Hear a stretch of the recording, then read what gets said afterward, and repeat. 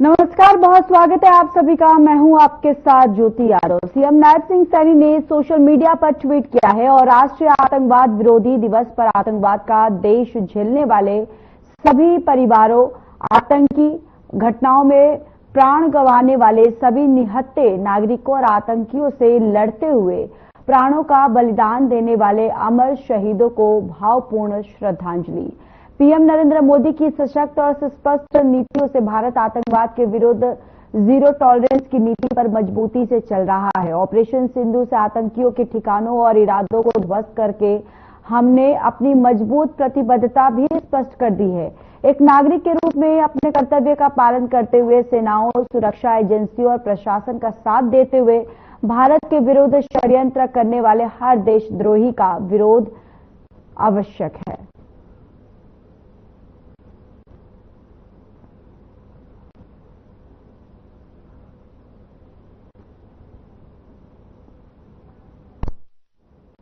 गुरुग्राम में बारिश के दौरान होने वाली जलभराव की समस्या से निपटने के लिए केंद्रीय राज्य मंत्री राव इंद्रजीत सिंह ने विभाग के तमाम अधिकारियों के साथ बैठक की। मौके पर कुछ जगहों पर जाकर जायजा भी लिया। बैठक में अधिकारियों के साथ इस बात पर भी मंथन किया गया कि जलभराव की समस्या से निपटने के लिए क्या बंदोबस्त किए गए हैं। जिला प्रशासन की तरफ से इन तमाम पॉइंट्स पर पंप लगाए गए हैं और जिससे बारिश के दौरान भरने वाले पानी को तुरंत निकाला जा सके। इस बैठक के दौरान अधिकारियों ने इस बात को लेकर आश्वस्त किया है।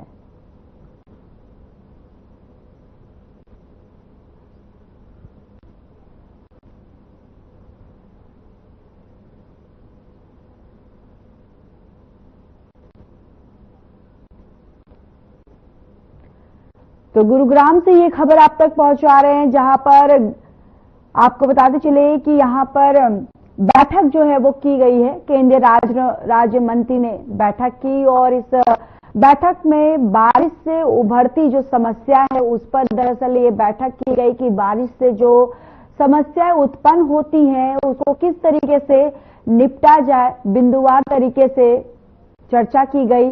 और इस बीच देखिए कांग्रेस पर भी तंज कसा गया है और ये बैठक में तमाम गणमान्य व्यक्ति मौजूद रहे और केंद्रीय राज्य मंत्री दरअसल इस बैठक की अध्यक्षता कर रहे थे।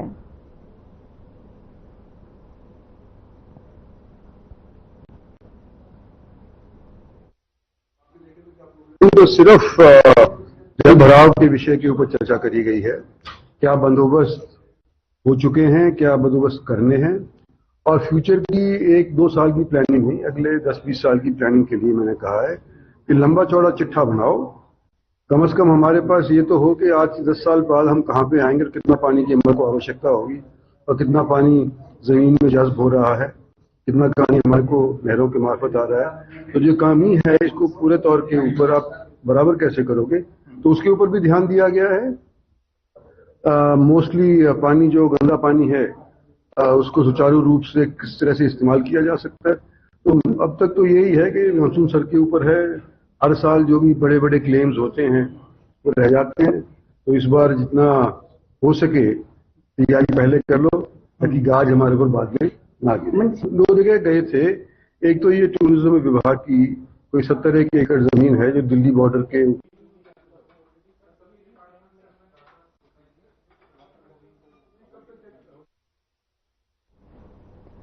प्रदेश में कई जासूसों के पकड़े जाने के बारे में और जेल और पर्यटन मंत्री डॉक्टर अरविंद शर्मा ने इंद्री ने कहा है कि मुख्यमंत्री का स्पष्ट निर्देश है कि देश के गद्दारों को किसी भी कीमत पर नहीं बख्शा जाएगा, चाहे वो कहीं भी हो।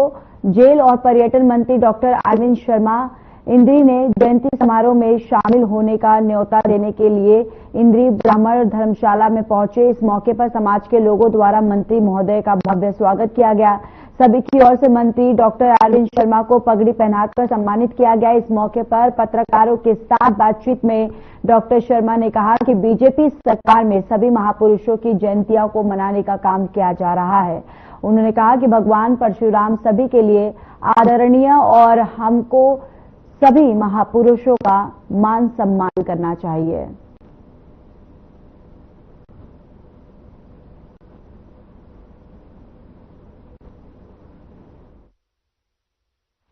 मैं इंद्री से मेरा पुराना लगाव है और इंद्री में आता रहता हूँ और आज जो इंद्री में आया हूँ एक खास मकसद से 30 तारीख का भगवान परशुराम जन्मोत्सव पर भगवान परशुराम जयंती महोत्सव जो है रोहतक के पहरावर में हम मना रहे हैं। माननीय मुख्यमंत्री नायब सिंह सैनी जी उसमें मुख्य अतिथि, हमारे अध्यक्ष पार्टी के मोहन लाल बड़ौली जी उसकी अध्यक्षता करेंगे, हमारे सभी कैबिनेट मंत्री सभी विधायक उसमें शामिल होंगे और भी हमारे पार्टी के सीनियर साथी एक्स विधायक एक्स एमपी सभी उसमें शामिल होंगे। बहुत ही बड़ा प्रोग्राम है, बहुत अच्छे से, और ये प्रोग्राम सर्व जातीय प्रोग्राम है, सभी जातियां मिलकर के इस प्रोग्राम को बना रही हैं।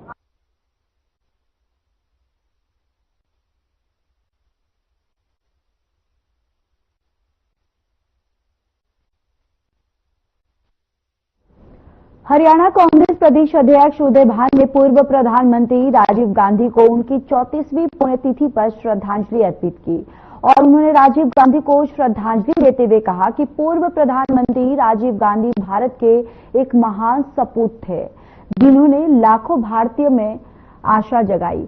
उनके दूरदर्शी और साहसी हस्तक्षेप भारत को 21वीं सदी की चुनौतियों और अवसरों के लिए तैयार करने में सहायक थे। 1991 में आज ही के दिन तमिलनाडु के श्रीपेरुंबदर में चुनाव प्रचार के दौरान श्रीलंका स्थित आतंकवादी संगठन लिबरेशन टाइगर्स ऑफ तमिल इलम यानी लिट्टे ने उनकी हत्या कर दी थी। बीजेपी पर हमला बोलते हुए कांग्रेस अध्यक्ष ने कहा कि बीजेपी की सरकार में भारत की संसद पर हमला हुआ, अक्षरधाम, पुलवामा, उरी, पठानकोट में आतंकवादी हमला हुआ और उसकी जांच करने को पाकिस्तान से लोग आए। उदय भान ने कहा कि वह बीजेपी के लोग हैं जो आजादी से पहले अंग्रेजों के लिए काम करते थे। यह वो बीजेपी है जो भारतीय संविधान के निर्माता डॉक्टर भीमराव अंबेडकर का विरोध करते उनका पुतला जलाते हैं।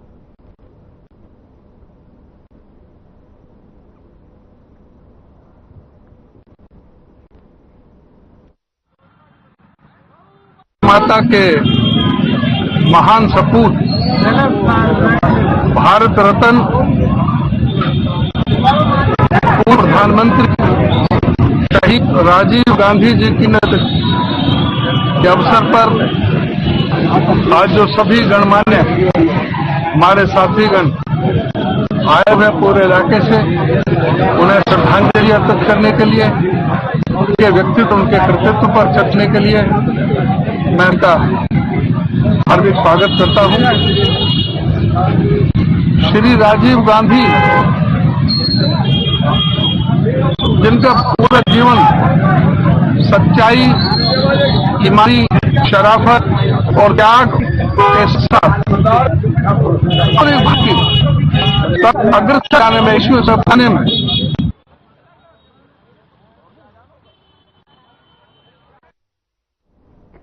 कुरुक्षेत्र की पावन धरा पर हजारों की संख्या में योग साधक पहुंचकर न्याय कीर्तिमान बनाएंगे। राज्य स्तरीय अंतर्राष्ट्रीय योग दिवस 21 जून को होगा।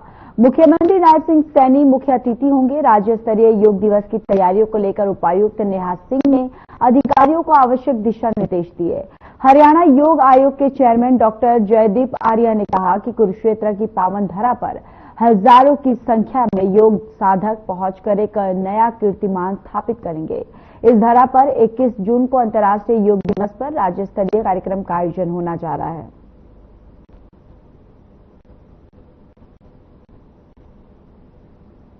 की ओर से ऐसा निर्धारित हुआ है कि हरियाणा योग आयोग और आयुष विभाग मिलकर राज्य स्तरीय कार्यक्रम का आयोजन अंतर्राष्ट्रीय योग दिवस 2025 का कार्यक्रम कुरुक्षेत्र की पावन तीर्थ स्थली पर करेंगे। कुरुक्षेत्र योग की भूमि है। योगेश्वर भगवान श्री कृष्ण द्वारा गीता का उपदेश इस पावन स्थली पर दिया गया है, जो आज पूरी दुनिया के लिए प्रासंगिक है। और यहाँ से पुनः योग का जन आंदोलन आरंभ हो, इस भावना के साथ इस कार्यक्रम का आयोजन किया जा रहा है, जिसमें मुख्य अतिथि के रूप में माननीय मुख्यमंत्री श्री नायब सिंह सैनी जी इस कार्यक्रम को शोभा बढ़ाएंगे।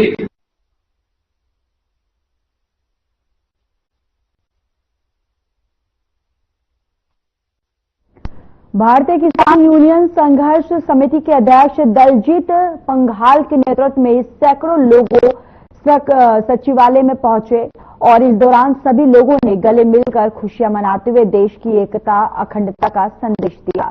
सभी लोगों ने यहां पर बेटियों के सम्मान में लड्डू बांटकर आतंकवाद के खात्मे और जीत का जश्न मनाया।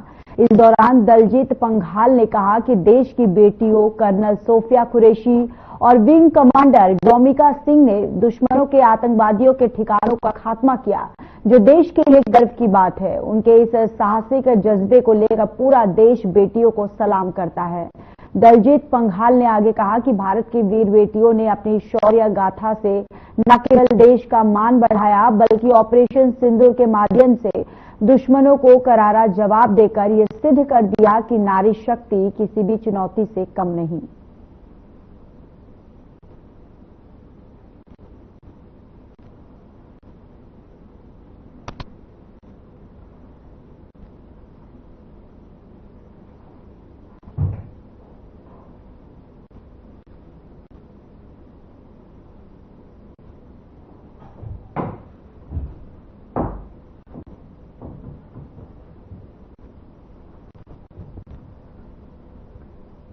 तो हिसार से ये खबर आप तक पहुंचा रहे। देखिए, बेटियों के सम्मान में लड्डू जो है वो बांटकर जश्न मनाया गया। बीकेयू नेता दलजीत पंघाल का बयान सामने आया है और उन्होंने कहा है कि कर्नल कुरैशी विंग कमांडर जो है उन पर पूरा देश गर्व कर रहा है, क्योंकि जिस तरीके से बेटियों ने मुंह तोड़ जवाब जो है वो ऑपरेशन सिंदूर के माध्यम से पाकिस्तान को दिया और पाकिस्तान के जो आतंकवादी ठिकाने पाकिस्तान में जो बने हुए थे, जिस तरीके से उसको पूरी तरह से नष्ट किया गया है, ध्वस्त किया गया, उससे पूरा देश जो है हमारी बेटियों पर गर्व महसूस कर रहा है। जिस तरीके से colonel Sofiya wing commander Vyomika Singh ने इस पूरे ऑपरेशन को अंजाम दिया, पूरा देश हमारी बेटियों पर गर्व कर रहा है और लड्डू बांटे गए, जश्न मनाया गया।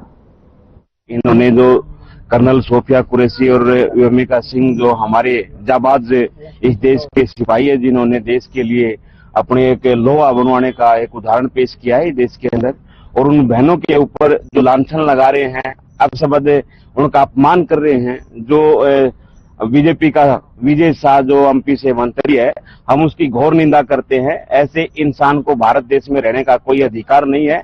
इसको भारत की सदस्यता रद्द करके इसके सलाखों के पीछे भेजना चाहिए और देशद्रोह का मुकदमा इनके ऊपर लगाना चाहिए। जो हमारी बेटियां भारत के नासा में दमनाया अमूल के स्वागत और उनके धन्यवाद के लिए हम यहाँ लाडू बांटते हैं और हम सरकार से ज्ञापन देके ये भी जताएंगे अब हम एक हैं, हमारे अंदर कोई बरादरी नहीं है, कोई धर्म नहीं है, हम सभी बरादरी सभी धर्म, हम भाई हैं, सब हम एक हैं और एक होकर लड़ाई लड़ेंगे।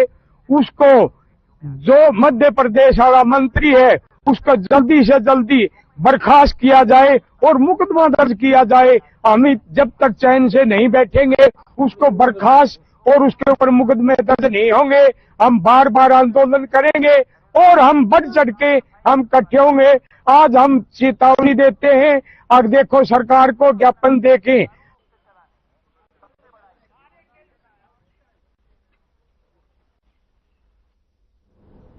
हरियाणा स्कूल शिक्षा बोर्ड के चेयरमैन डॉक्टर पवन कुमार शर्मा ने बताया कि 26 और 27 जुलाई को हरियाणा टीचर LGBT टेस्ट 2024 की परीक्षा होगी और इस एग्जाम के लिए बोर्ड की तरफ से सभी इंतजाम पूरे हैं। अभ्यर्थी परीक्षा के लिए अपना रजिस्ट्रेशन करवा चुके हैं। परीक्षा के लिए बायोमेट्रिक जांच, CCTV कैमरे आदि की तैयारी 2 सप्ताह में कर ली जाएगी और परीक्षा केंद्र गृह जिलों में ही बनाए जाएंगे ताकि अभ्यर्थियों को दिक्कतों का सामना ना करना पड़े।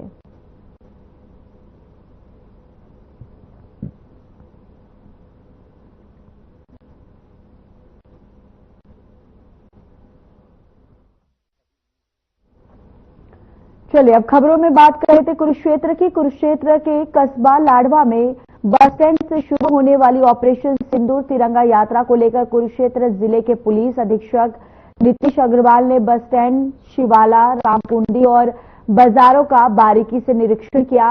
कुरुक्षेत्र के पुलिस अधीक्षक नीतीश अग्रवाल ने कहा कि आने वाले वीरवार को ऑपरेशन सिंदूर तिरंगा यात्रा लाडवा बस स्टैंड से शुरू होगी, जिसमें हरियाणा के मुख्यमंत्री नायब सिंह सैनी शिरकत करेंगे और शहर में तिरंगा यात्रा में लोगों के साथ तिरंगा लेकर चलेंगे, जिसको लेकर पुख्ता इंतजाम पुलिस प्रशासन की ओर से किए जाएंगे।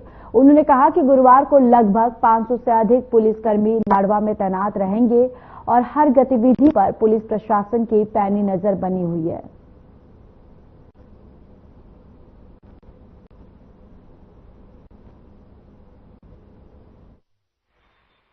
देखिए, हमने बेसिकली जो कल से रैली निकलनी है यहाँ से तिरंगा यात्रा के संबंध में उसकी जो भी तैयारियां हैं उसको हम देखने के लिए यहाँ पे आए हैं और पुलिस प्रशासन की हमने काफ़ी डिटेल पर ड्यूटियाँ निकाली हुई हैं, जिसका आज मुआयना करके पूरी ड्यूटीज को ब्रीफिंग करके और प्रॉपर ड्यूटी लेंगे। कल लगभग 500 से 600 पुलिसकर्मी हैं जो यहाँ पे तैनात रहेंगे और हम पूरी काम बढ़िया से बढ़िया हो रहा है।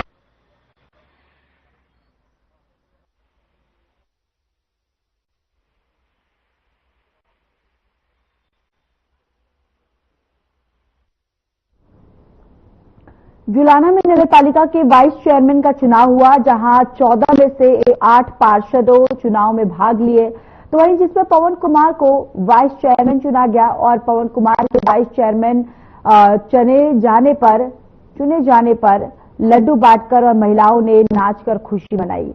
निर्विरोध चुने गए वाइस चेयरमैन पवन कुमार ने बताया कि जवाहर नगर पालिका में वाइस चेयरमैन का चुनाव हुआ, जिसमें निर्विरोध मुझे उप प्रधान चुना गया और हम जून जुलाना के विकास कार्य में अपनी पूरी जी जान लगा देंगे और इस चुनाव में 8 पार्षद मौजूद रहे। उन्होंने इसके लिए भारतीय जनता पार्टी के शीर्ष नेतृत्व का धन्यवाद किया है।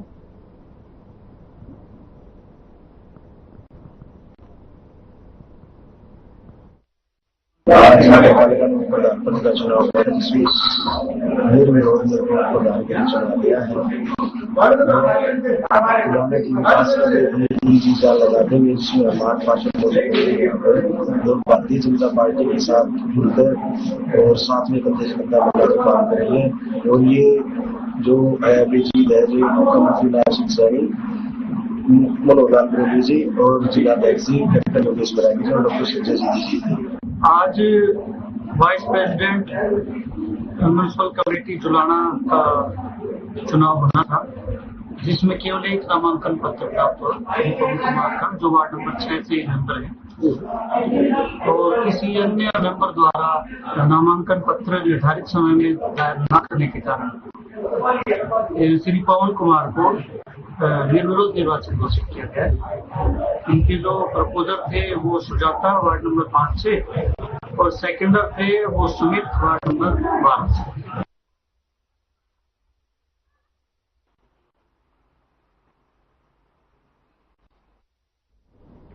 उपायुक्त महावीर कौशिक ने बुधवार को गांव गोलागढ़ स्थित वीर शहीद महिपाल राजकीय वरिष्ठ माध्यमिक विद्यालय में नवनिर्मित कक्षा कक्ष के उद्घाटन के दौरान आयोजित कार्यक्रम को संबोधित किया।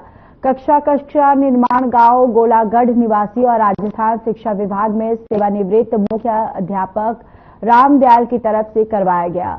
उन्होंने कहा कि पूर्व मुख्यमंत्री चौधरी बंसी लाल ने गांव गोलागढ़ का नाम राष्ट्रीय और अंतर्राष्ट्रीय स्तर पर चमकाया है। इसके पीछे भी शिक्षा और संस्कारों का सबसे बड़ा योगदान रहा। उन्होंने कहा कि गोलागढ़ की पवित्र पावन धरती बड़ी ही धन्य है और यहाँ स्वर्गीय चौधरी बंसीलाल जैसे महापुरुष पैदा हुए। महान महापुरुष के लिए प्रेरणा का स्रोत होते हैं और उनसे प्रेरणा पाकर हर कोई बच्चा जिंदगी में कुछ उच्च मुकाम हासिल कर सकता है।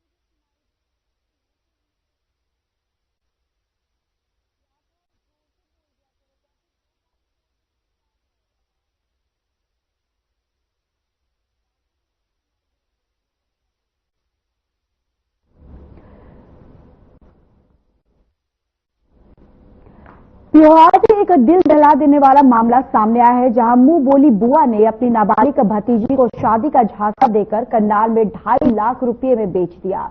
इससे पहले बुआ ने उसे अपने घर आए एसी मिस्त्री और मोबाइल रिपेयर करने वाले युवक के साथ जबरन गलत काम करने के लिए मजबूर किया। जगाधरी की रहने वाली करीब 17 साल की किशोरी ने बताया कि पिछले हफ्ते उसका अपने पिता से झगड़ा हो गया था और इसके बाद वह पिहोवा में रहने वाली एक मुंहबोली बुआ के पास आ गई। कुछ दिन बाद बुआ उसे करनाल के बड़ागांव निवासी अशोक के पास ले गई और जबरन शादी करवा दी गई। बाद में लड़की को पता चला कि उसे शादी के नाम पर 2.5 लाख में बेच दिया गया है। किशोरी किसी तरह अगले दिन वहां से भाग निकली और रास्ते में अपने माता पिता को फोन कर पूरा मामला बताया। थाना पिहोवा प्रभारी इंस्पेक्टर जानपाल सिंह ने बताया कि पुलिस ने पीड़िता की शिकायत पर पॉक्सो एक्ट सहित कई धाराओं में केस दर्ज कर लिया है।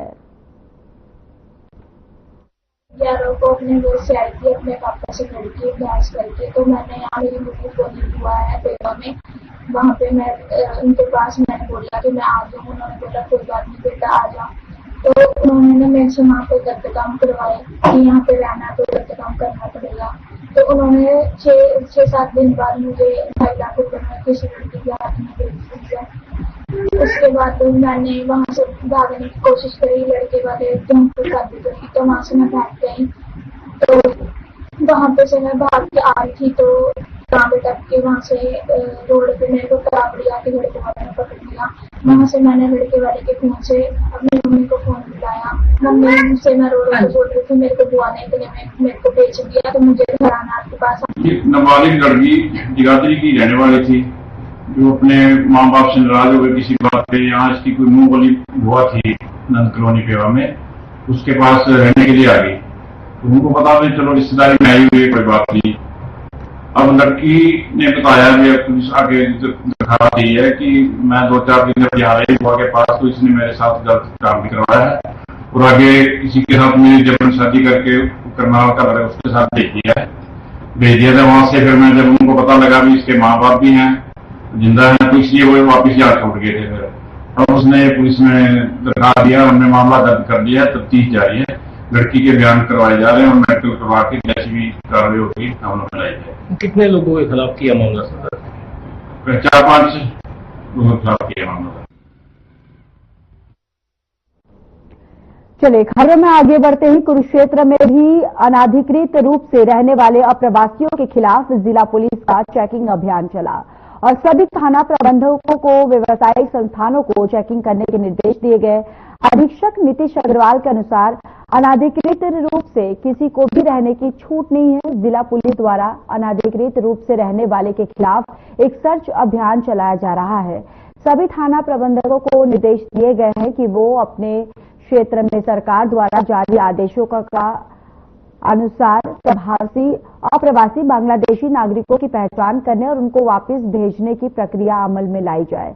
जिला पुलिस द्वारा सभी जिला वासियों से अपील की गई कि वे अपने पास काम करने वाले या किराए पर रहने वाले प्रत्येक व्यक्ति की पुलिस वेरिफिकेशन जरूर करवाए। एसपी साहब कुरुक्षेत्र के आदेशानुसार पूरे जिले में आज एक विशेष अभियान चला हुआ है जो कि विदेशी नागरिक जो कि रोहिंग्या या बांग्लादेशी या कोई भी अप्रवासी भारतीय है जो पे यहाँ पे अवैध रूप से रह रहे हैं तो उनको सर्च के लिए एक अभियान चलाया गया है। तो जिले की पूरे जहाँ जहाँ भी लोग अधिक मात्रा में मजदूरी का काम करते हैं वहाँ एक विशेष अभियान चलाया गया है। तो चेकिंग की जा रही है पूरे फैक्ट्री में और कोई शेल्टर में और इनके भट्ठों पे ये चेकिंग की जा रही है। तो आज यहाँ पे हम धनौरा रोड पे चेकिंग के लिए आए हैं। तो हमने यहाँ पूरी पूछताछ की है, उनके आईडी वगैरह चेक की है। तो ये विशेष अभियान एसपी साहब की ओर से चलाया गया है और इसको पूरे जिले में सीआईए की टीमें और जो स्वैट टीम्स हैं वो मिलकर सभी अभियान को पूरा करें।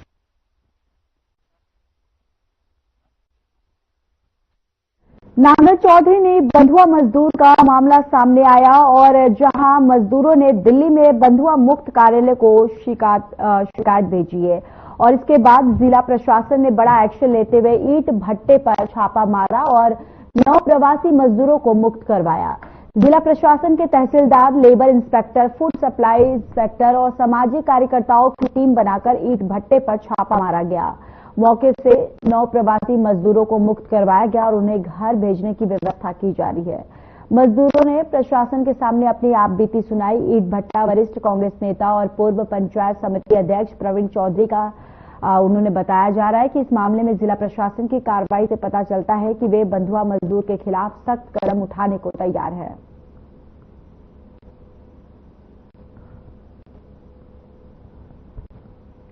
तो देखिए, बंधुआ मजदूर का ये मामला सामने आया जहां पर जिला प्रशासन ने अब एक्शन लिया है और ईंट भट्टे पर छापेमारी की गई और इस छापेमारी में 9 प्रवासी जो है उनको मुक्त करवाया गया है।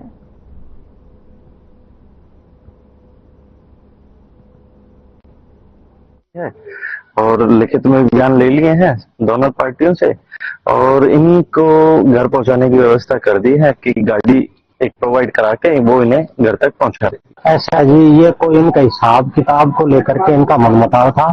लेबर इंस्पेक्टर की मध्यस्थता में और जिला प्रशासन की मध्यस्थता में इनका जो बनता था वो हिसाब किताब करके इनको दिया गया है। बंधुआ मजदूरी जैसे किसी प्रकार की कोई बात नहीं थी। अब ये राजी खुशी अपने घर जा रहे हैं।